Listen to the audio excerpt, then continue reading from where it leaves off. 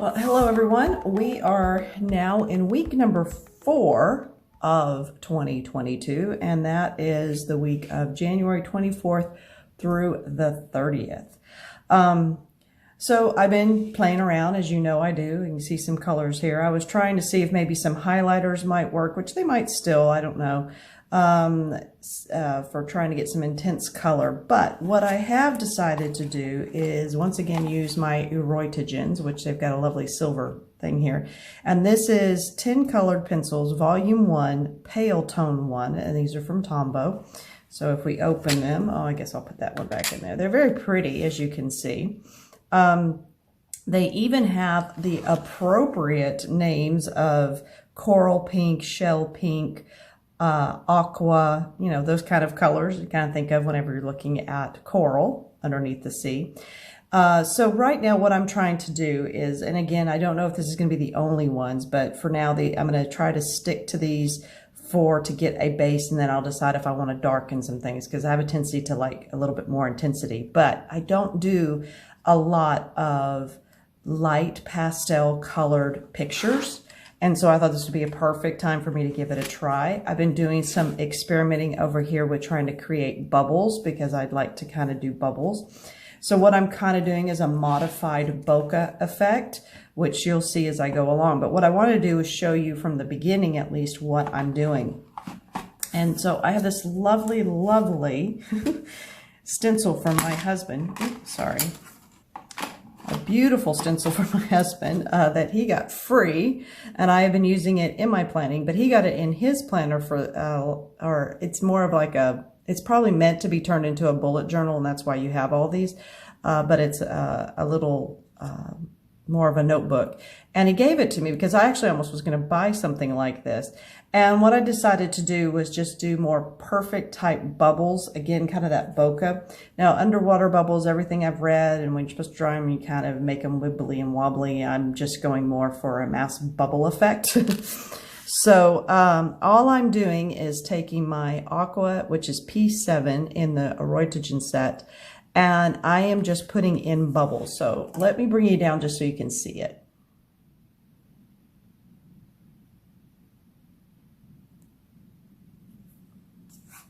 So hopefully you can kind of see. Now when I color around them, you see them better. So it is a very, very light. I'm kind of just grouping them and doing odd little things. Sometimes I double them up behind one another like this. And this is all I'm doing right now, is just adding like bubbles. Now I'm thinking I don't necessarily I want groups of bubbles. So I'm thinking here I might do a group of bubbles, down here a group of bubbles. But then less as we move out. And then I'm going to use just coloring in. So I have a lot of the background to really work on. This actually is very soothing. I actually enjoy doing backgrounds, if you know me at all.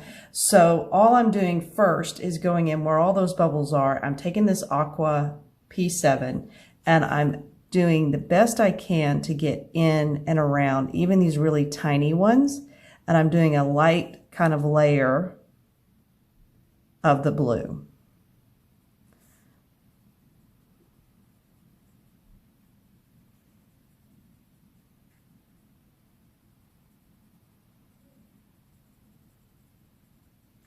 Now the ones that are already black outlined like these, I will be going back in with a Posca at the end and probably just circling them in white.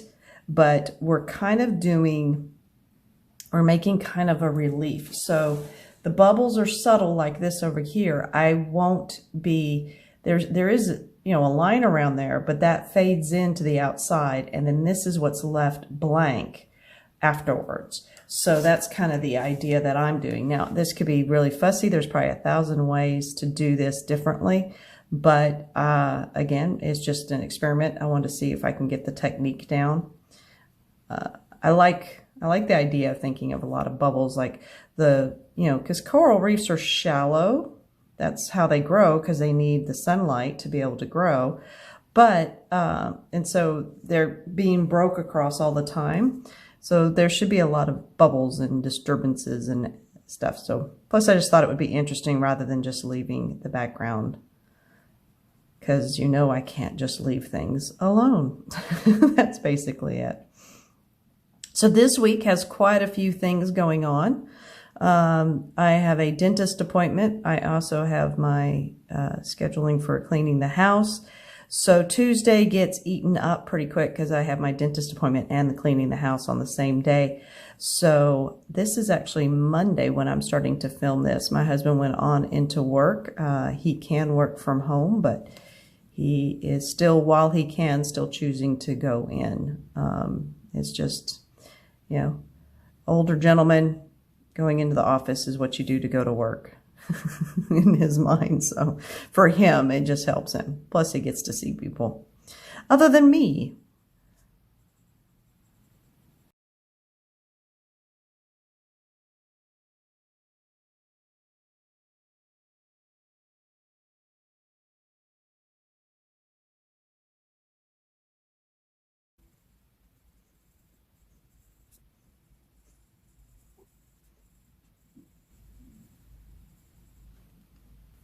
So the next color that I'm going to pop in here with is lettuce green.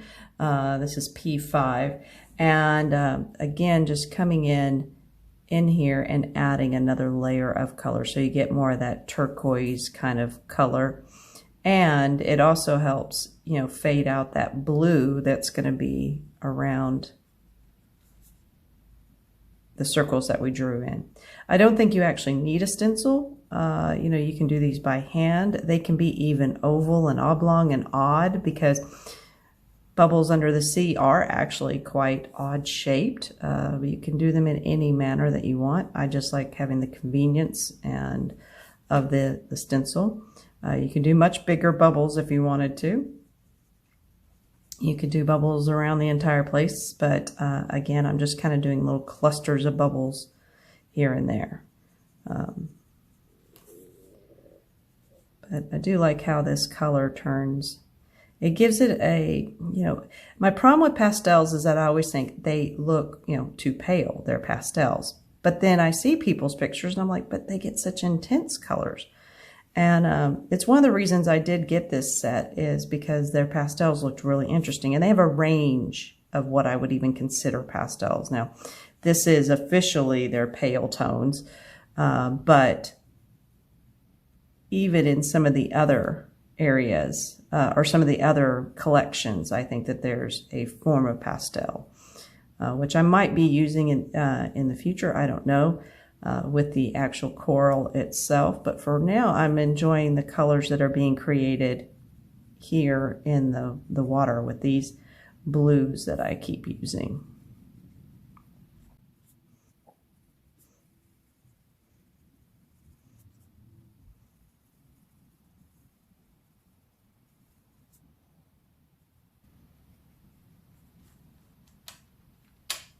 So I'm going to come back in with the aqua and do yet another layer. Again, with these on this paper, I don't feel that you can push down and get immediately the color that you want.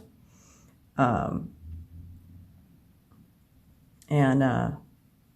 layering in a relaxed manner is the best way to get those. And they do a nice job of blending, but these Irojitens are not responsive to pushing down. Again, reminding me more of a polychromos, a Faber-Castell polychromos versus a Prismacolor. Prismacolor, you can get a lot down by pushing. These are also similar in hand, dare I say, to my beloved Crayolas as well. But these are, you know, they blend, they don't show striations, particularly if you don't do the pushing down.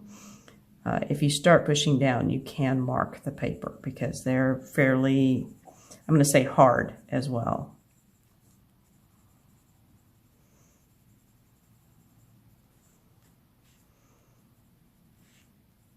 Do anybody out there have the Irojitens? You know, it was something I didn't see a whole lot of as far as people using. I saw reviews or people buying them, but I haven't seen a lot of people use them. I do think they, for me, have taken a learning curve and finding books that they're going to work in. And luckily, this Johanna Basford little planner, this weekly planner, has actually been doing a nice job of of taking the Irojiten, but I have to have patience.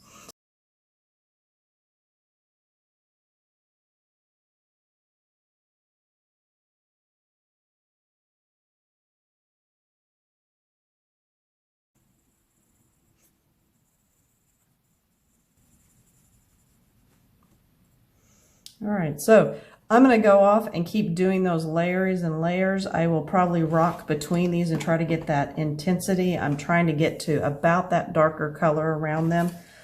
So I will be rocking between the aqua and the lettuce, maybe even. In fact, I'm going to go ahead and do this while I'm filming right now.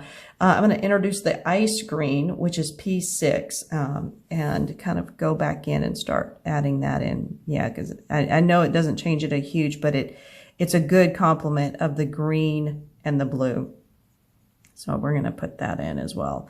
Now this is, I don't want a flat color anyway, so mixing these three colors in various order and intensity is going to make the water look a little bit more interesting than just a flat blue necessarily. So, you know me, I'll just be out here enjoying the circles. When I get ready to come in and do more with these, I will make sure and videotape with you, because I'm not leaving them just as white. As you can see, I'm going to go in and then start adding color to the center of the bubbles as well. So to make them look more like transparent bubbles versus just white kind of bokeh lights.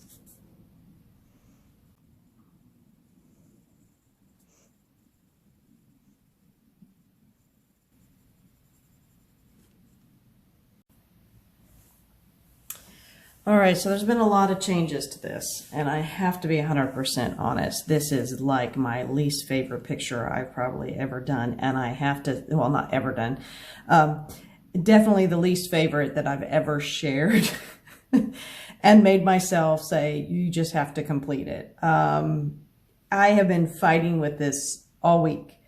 And it started out great with the water. I was enjoying the process and everything, and then it just got, the black lines were so heavy, so I went in and whited all of them out with a Posca, as you can see. I've subsequently went in with some Crayola markers to try to dull the white glaring in some of the places. It just is not working for me. The colors are not my colors. And these pencils are driving me nuts. So this is probably the worst coloring experience that I've forced myself to go through. However, I'm learning a lot. And number one, I just don't know if these Irojitens are right for me. It is weird. They were going on really nice, layering beautifully, but as I moved out into these areas further and further, they're like getting drier and drier. I feel like I'm sharpening them all the time, trying to get to, I don't know, okay, pardon the word, because a lot of people hate it. I do too. Moisture, more moist interior to, I don't know, just it's driving me nuts. I can't get the intensity that I want, the layering, the blending, none of it is working. So now that I've completely kind of moaned and everything, however, there is one thing that I've started doing in this one, and I did it as an experiment, and it was all going to be about the bubbles. And I did over here, this is where it works beautifully. And I was like, huh. So I have subsequently, I mean, this is the whole reason I'm even doing this. I added in all these bubbles, which I was showing you kind of how to make the shape of them and how I was doing that. And then I've started going back in and coloring them. And I promised you I would show you that. And I have to say, I think for a technique of a bubble that you might want to add in, even if you hand draw them, you can do this as well. This is kind of an idea to use for adding bubbles into your pictures. So I'm going to show you that because that is of interest. The rest of this is, I'm just not enjoying it. Do you ever have that happen? All right, so we are going to go ahead and bring you in quite close. See if I can get in there so you can see. And I'm going to work on these bubbles right here. Now I am in essence, and I forgot I do use another one that I need to sharpen. I'm using these 4 different Irojiten pencils.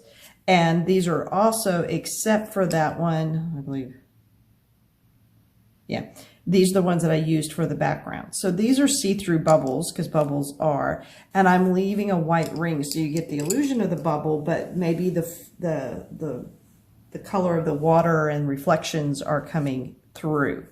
So let me just do a really quick sharpen, because there's also, like I said, I forgot, there was a fourth color that I've kind of used as an extra shadow.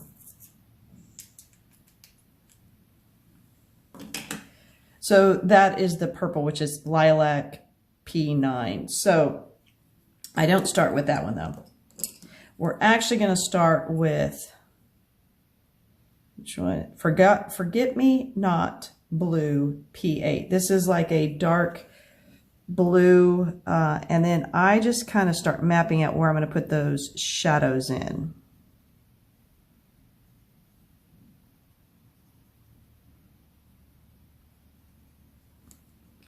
And it's just kind of around. And this is like the deeper of the blues. It has more of a gray than a green color. The rest of the blues have more of that green. I did not use this in the background, so I think it kind of helps with that.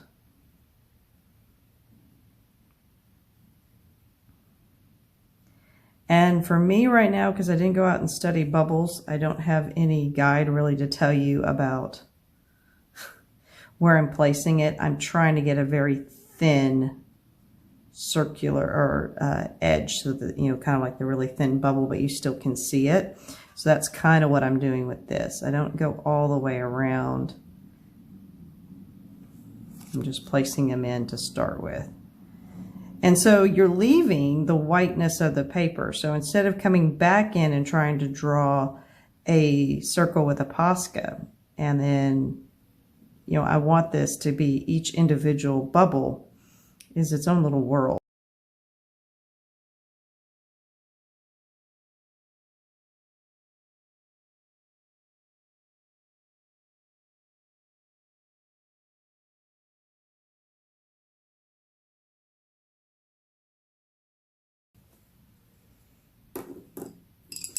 All right, now I'm just going to come in now with the P6. This is the ice green. There really is no order after. I just like putting the darker one down first, and then I start coming in with these different colors.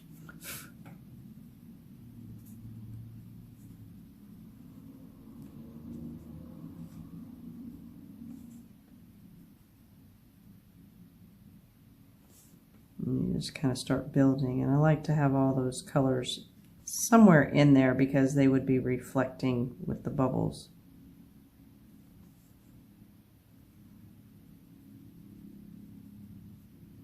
So again, if you go out and you read about the bubbles, they probably should have been kind of awkward shapes and odd organic shapes, not so circular, but I think that for the illusion of what I'm trying to make, this works. The rest of the page doesn't work, but I promised you. I said I was going to show you my everything. So, you know, everything I color doesn't come out. 9 times out of 10, it doesn't come out how I originally thought it. I mean, some aspects do, and some things come out, you know, much more interesting. One of my problems I have is I just keep going when I shouldn't. I need to just, you know, and that's kind of what happened here. I just kept trying to fix, and it was getting worse and worse. I just don't know that these Irojitens are for me. So the next one, I'm going to go in with the Aqua. This is Aqua P7, and start kind of just mixing back into some of these colors. Just kind of keep trying to make maybe go out a little bit. Oh, yeah, they don't hold points very well either. It's been a war this week with these things. So my self-care relaxation has been more about, grr, I'm gonna make this work somehow. And you know, and that's what I do a lot of times, and that's how I find out new techniques or try to do different things, is purely because something didn't work and I'm trying to fix it in some way. But since I promised you that, and I said from the beginning that, you know, this is not tutorials, other than don't do this. I really think a problem with this one was A, those black lines were insane, and B, I could not get these to properly, these Irojitegens to properly blend. Just couldn't do it. All right, so P5, we're now in the lettuce green. So again, we're bringing in all those colors that should be behind it in some form and behind it behind the bubble.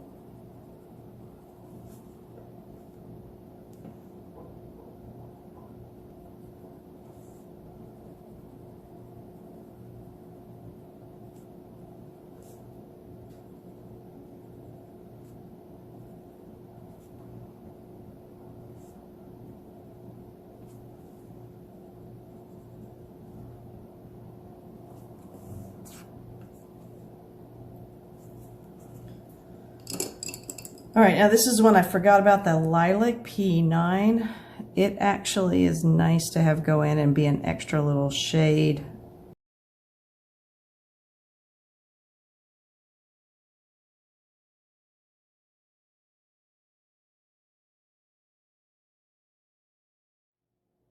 But this purple kind of has done a nice little job of adding almost like this little iridescence to it.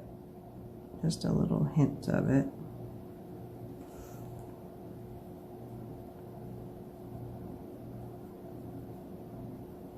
All right. So that's basically probably how I'm going to leave my bubbles at this point. I wish I could get the surrounding area a little darker. I might try. I'm just not getting the layering effect. So I've done these along here. I have some up there, and then I have some down here to do as well. And I will do that exactly in the same way as I'm doing right now.